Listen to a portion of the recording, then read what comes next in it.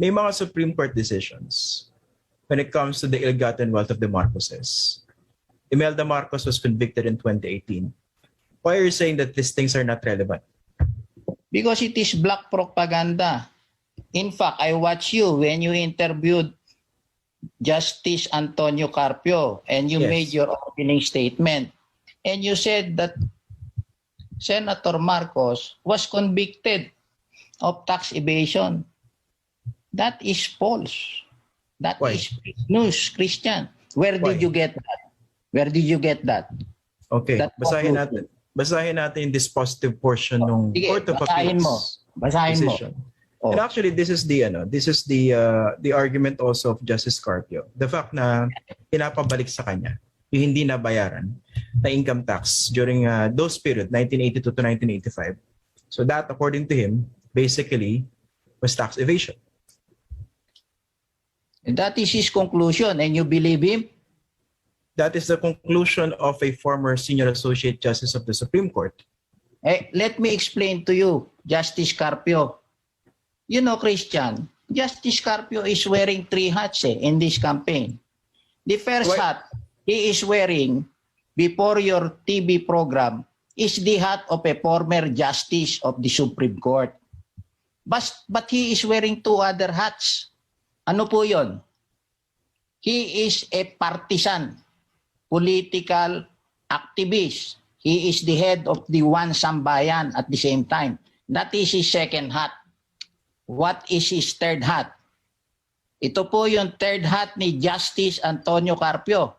He is lawyering for Leni Robredo, his candidate. Where? In his column in the Philippine Daily Inquirer. Yeah, you read those columns, right? I think. Yeah. He Okay, even said in his first column that Senator Marcos cannot be disqualified. Did you read that column? Yeah, I read that. Okay. Oh, yes. Yes. You're also a lawyer, We but are why in don't you? agreement. No. But why don't you answer the points you raise squarely? Yeah, I will answer it one by one. Example, sa dispositive portion ng CA decision, ang sinasabi ni Justice Carpiron, there was mention of Marcos asked to pay deficiency income tax due with interest apart from the fine. Sabi niya, since Marcos Jr. was ordered to pay deficiency income tax due, there was tax evasion which inherently involves moral turpitude. O, sasagutin kita. Yeah, Ikaw I'm ba, giving you Christian, I'm giving you the floor now. Yeah. Let me ask you, do you have income from your salary? Just answer the question, please. Because I want to demonstrate to the people how ridiculous this story of Justice Carpio is. Go ahead. Like you, for example, if you are salaried under ANC, because you don't want to answer my question, ANC withholds your income tax. Yes, I know that. Thank you for confirming that, Christian. All right. If ANC or the government in this case, it was the government who withheld income taxes from Senator Marcos, made a mistake. Sino sisisihin mo? Ikaw? Of course not. Oh. So that is not tax evasion. Let me be very clear with you. Section 45 of the tax code is about failure to file income tax return, Christian. Ganun yun. Oh, ngayon, itong si Justice Carpio, he is making a mountain out of a molehill. Sapagkat, alam mo yan, Christian, Teka yung lang. failure to file income tax, decriminalize na yan Decriminalize na yan. Oh. When was it Wala na pong- decriminalized? Nanood ka ba nung impeachment? Nung impeachment, meron silang tinatawag na alpalis Yung mga justices, hindi na nagbabayad, hindi na nagpapile ng income tax return yan But did it I do mean not that know when. But you I know, remember that. the principle here, if there is a beneficial thing in criminal law for the accused, it retroacts Christian It is Where beneficial. Where does it say regarding violations of the tax code, for instance? I do not. What is your question again? Where does it say in the tax code? For example, decriminalize. Kasi Justice Carpio mentioned Section 253C of the Tax Code, which says that any public officer who is convicted of any crime penalized under the tax code is perpetually disqualified from holding public office, to vote and to participate in any election. Wasn't Bongbong Marcos convicted, not just of the election code, but of the, let's not even talk about moral turpitude. Convicted because under the tax code. Wasn't he convicted? Oh, you are now changing your statement. Diba? Tama yon. He was convicted of failure to file his income tax return. No. He was never convicted of tax evasion, Christian. Dapat klaro tayo sa facts natin eh. Di ba? Mahirap kasi yung fake news eh. O ngayon, sasabihin ko sa iyo kung bakit mali si Justice Carpio. Yan decision na parati mong binabasa dyan sa tabi mo, ang penalty lang dyan, Christian, fine eh. Ano ngayon ang gusto ni Justice Carpio?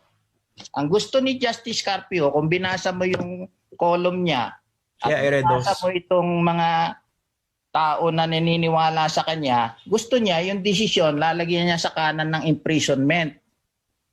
Dito sa kaliwa, lalagyan niya ng perpetual disqualification. Why? Kasi sabi niya, ako lang ang marunong, ito ang tamang desisyon. So nagpunta sila sa COMELEC, Christian. So what will the COMELEC have to do if they will follow Carpio?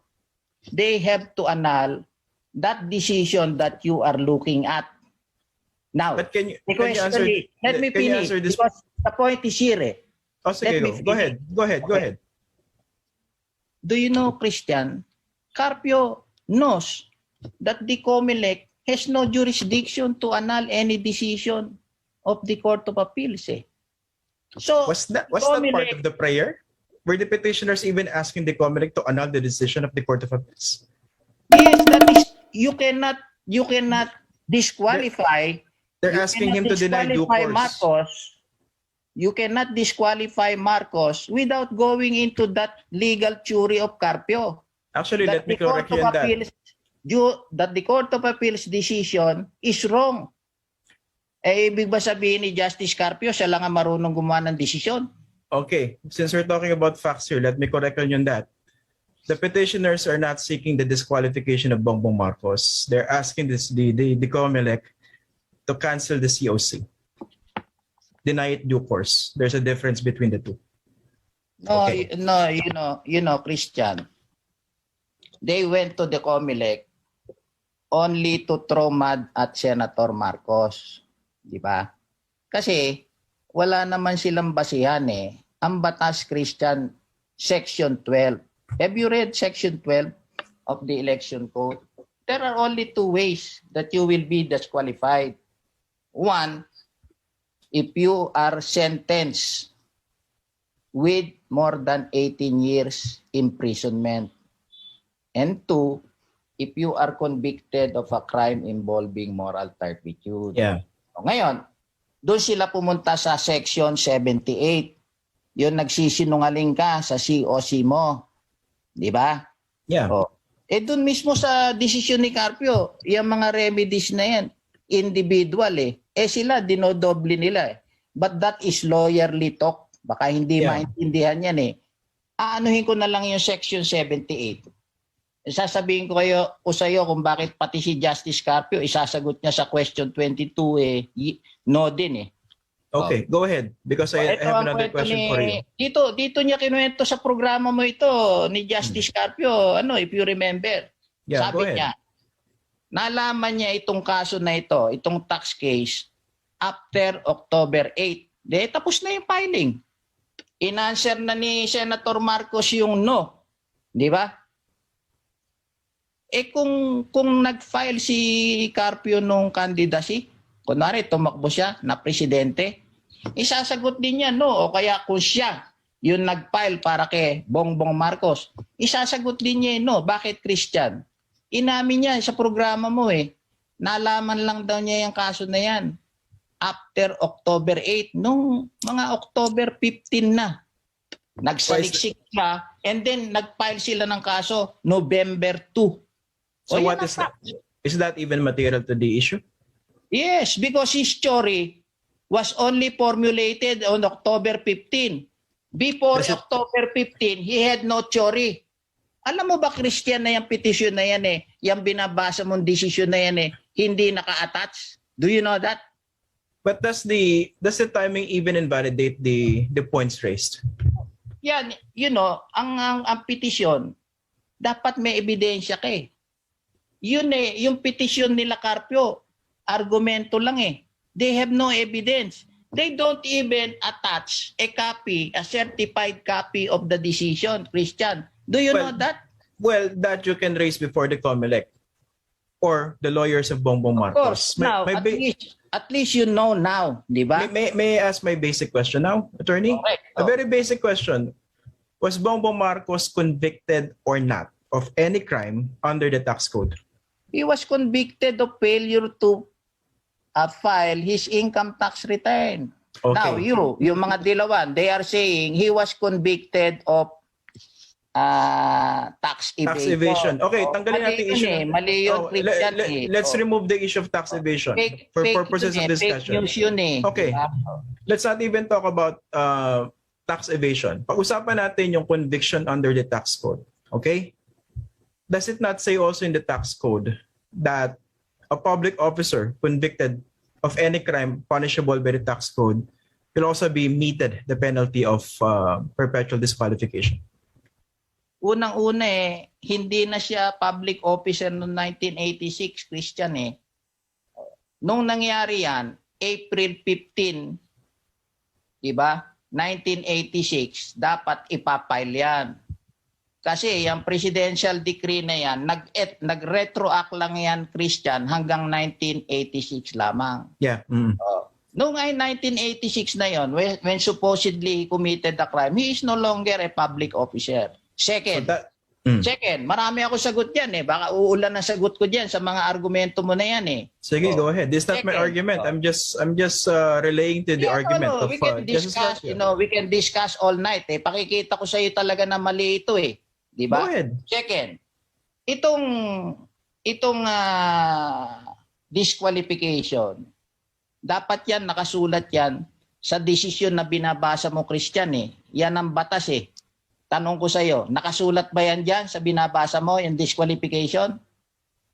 Hindi. Ngayon, ano ang sinasabi nila? Deemed written doon sa petition nila. Sino ang binola nila? Ibig mo sabihin, itong tatlong justice na iginagalang namin si Christian sa Court of Appeals, si Gloria Paras. Ginagalang namin yung Christian Kaming mga abogado na UP, College of Law. Ito yung si Lourdes Tayaw Haguros. Ginagalang namin ito Why can't we just focus? Itong si Oswaldo Agkawili. Tatlo to Christian Yeah. Itong si Carpio, isa lang itong nagsasalita na justice Okay. Ito tatlo ito. Si Justice Oswaldo Agkawili, yung isang poste sa OSG, Christian, sa kanya Magaling ito. Anong ibig niya sabihin? Di marurunong ito? But is that even a legal argument? The Of fact course. that these three justices are good? That is a factual argument. What makes that a factual argument? Does it Yeah, have any because, direct relation to the case? No justice will impose the penalty that Justice Carpio is asking. So that is an argument that you can raise before the COMELEC. Kasi alam mo, Christian, you know what the alleged crime is? It is just like a jaywalking It is just What? like a traffic violation. He Failing to is file making income mountain tax is out like a of jaywalk. molehill.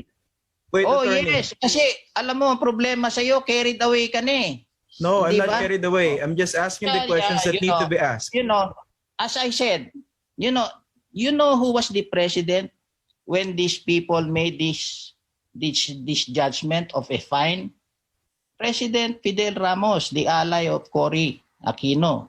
So again, When he what was does it have to do with the convicted by- decision of the Court of Appeals? When he was convicted, because this is persecution, Christian. When he was convicted by the RTC, by Benny Ulep, the president was Ramos. When he was charged, the president was Cory Aquino. Did you know that? I think I know that. Definitely. Well, anyway, we don't have much time anymore, but I wish we focus on the issues. We don't need to talk about the character of certain people. But thank you very much, Attorney George Briones, for joining us tonight. Thank you, Christian.